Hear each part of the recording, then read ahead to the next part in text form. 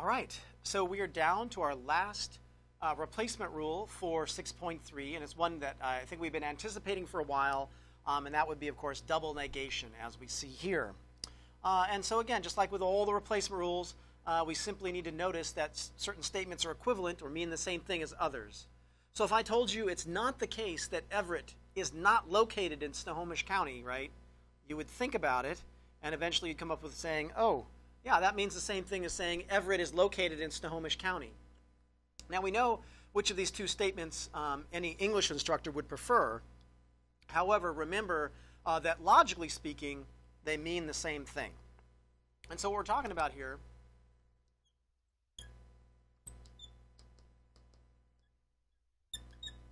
is that P means the same thing as double tilde P, right? And so the statement on the left means the same thing as the one on the right. And I know that our initial thought is typically, well, great. Now we have a rule. Whenever we see two tildes, we'll be able to eliminate them and turn double tilde P into P. But what we need to understand is that actually it goes two ways. And in fact,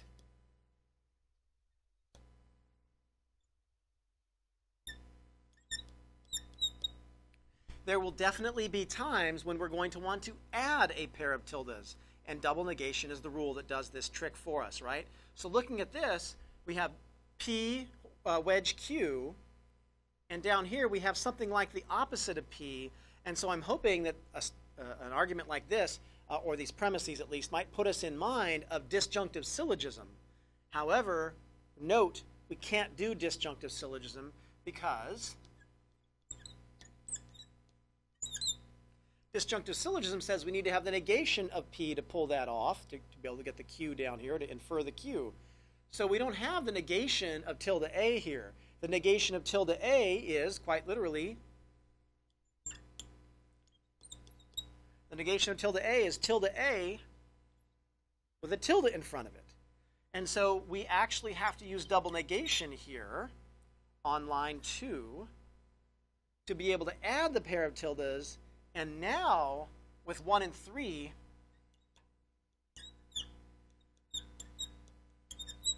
we could get B by disjunctive syllogism. That's how we were able to work that out or pull that off, so to speak. And again, it's simply because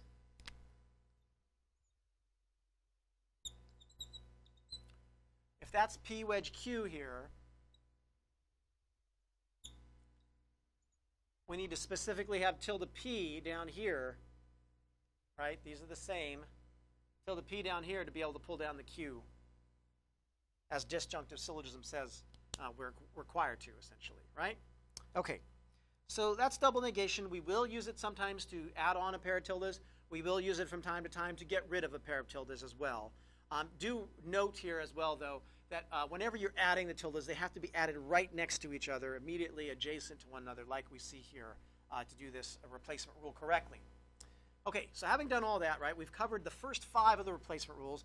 We will cover the second set of 5 replacement rules when we get to 6.4 in that section. But before we do that, let's go ahead and start to put these into use. And I have this over here. I'm just going to go over a couple fill-in-the-blank kinds of problems that we see from section 6.3 here, specifically row exercise set 1, number 2 here. And so we're going to find out how to fill in the blanks here using the replacement rules at our disposal. Now, I will remind you that with the fill-in-the-blank kinds of problems, as we saw in 6.1 and 6.2, we are sometimes or oftentimes given extra information up here. So in other words, we're not necessarily going to use all of these statements to get or to fill out the blanks here in step 4. And in fact, we can be more specific than that because obviously Hurley is telling us that the rule we're going to use here is distribution, and distribution, like all of the replacement rules, distribution will only ever use one line here. It'll only work on one line at a time. So we know that 2 of these are going to be unnecessary. And so to do this, we need to think about, well, which of these 3 does distribution apply to? And as we've done before in the earlier sections here, we can really approach this as a process of elimination. So look at that first statement here. We've got 2 horseshoes. Distribution, you'll remember, doesn't have any horseshoes in it whatsoever, so number 1 is really out of the running. Number 2 has a wedge, and distribution does deal with wedges, but it's wedges and dots together, right? And this is a wedge and a horseshoe, so number 2 isn't it either. And so we quickly come to statement 3 here, where we have a dot and a wedge together, and that is, in fact, definitely a candidate for distribution. And so what you do then to apply it, well, we'll go ahead and write down the number since we know what line it is. We take that thing that's by itself out here and we distribute it to each of these parts. So we get S dot T, right? Because the other thing that happens in distribution is the operator that's outside the parentheses will go inside the parentheses, as we see here. And then the operator that's outside the parentheses, that's inside the parentheses, goes outside the parentheses. And we get S dot U there. So S dot T, wedge, S dot U, and that was distribution on line number 3, right? And so that's how to just get used to these rules and see how they work. We saw that here in this one. There's a second set of fill-in-the-blank problems that are a little bit more challenging. And so this is actually the second set of exercises, number 2. And I didn't quite finish writing it here, but line 3 in this one has 2 blanks. And then line 4 is tilde G down here. Okay, tilde G. And then a blank there. So we've got to figure out how to fill in all of these blanks. So we are going to, in the end up with tilde G, obviously. And it's obvious, I think, that the tilde G is going to have to come from number 1.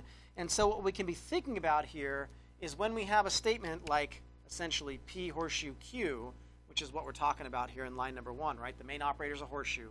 And then in the end, we're ending up with tilde P, right? We're ending up with tilde P. Well, that's modus tollens. We want to remember that. And that requires that we need to have tilde Q. So in other words, you need to have tilde R wedge N. Well, that's not it right there. So one thing we can pin down is that to get the tilde G here, we're obviously going to have to use lines 1 and 3. And it's modus tollens that will come into use here. But to do modus tollens, again, we have P horseshoe Q, so we need to have tilde Q. Well, in this case, we have this line 3. What's going to be happening there? Well, tilde Q, right, we can note here, let's squeeze it in here, would be tilde R wedge N, like so. We have tilde R dot tilde N, and so what we're going to want to do at this point is remember that with tildes and wedges or tildes and dots, we'll use De Morgan's lots and lots. That's that annoying rhyme, right, that comes back. And so again, just to be clear, anytime I see tildes and dots like this or tildes and wedges, I'm thinking about at least trying to use De Morgan's. And in this case, what I would do is pull out both of these tildes outside the parentheses, and now R, and then whenever you do De Morgan's, right, dots turn into wedges or wedges turn into dots. So that dot would be turning into a wedge there. Then we have N, and that's De Morgan's on 2, right? De Morgan's on 2.